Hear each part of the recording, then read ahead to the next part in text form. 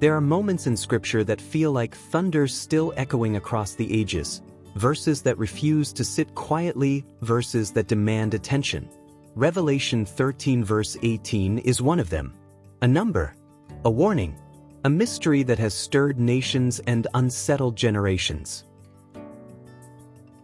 Here is wisdom. Let him that hath understanding count the number of the beast. John wasn't writing poetry. He was sounding an alarm. A prophetic marker placed deep inside the end-time landscape, waiting for the right generation to recognize it. And yet, for centuries, people have tried to force this number onto anyone who seemed powerful, dangerous, or convenient. Emperors, popes, presidents, systems, technologies, all thrown into the guessing game. But guessing is not discernment, and confusion is not revelation. Because John didn't say the number was a code to crack in advance. He said it was the number of a man, a real man, a future ruler, a figure who will rise with global influence and satanic empowerment. The number is not meant to identify the past. It is meant to expose the future. This is why Nero fails the test. His name can be twisted into 666 only by switching languages, altering spellings, and forcing the math. But Revelation wasn't written in Hebrew code. It was written in Greek clarity. And Nero never fulfilled a single requirement of the beast described in the chapter.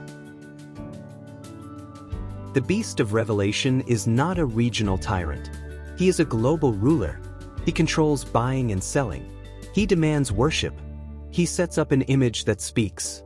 He wages war on the saints. He is empowered directly by the dragon. This is not ancient Rome. This is the final hour of human rebellion. And 666 is not a puzzle for hobbyists. It is a prophetic fingerprint, a divine warning, a number that reveals the nature of the man who will stand at the center of the world's final deception, humanity exalted to its highest rebellion, man raised to the throne of God in defiance of God. This is why discernment matters now. Not to speculate, but to stay awake. Not to fear, but to understand. Not to chase theories, but to recognize the pattern Scripture already laid out. The world is being shaped for a leader who will demand what only Christ deserves. And when he comes, the number will not be hidden. It will not be coded.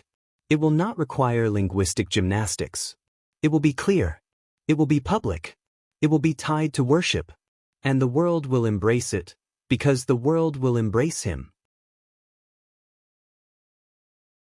The number 666 isn't a code from the past. It's a warning for the future.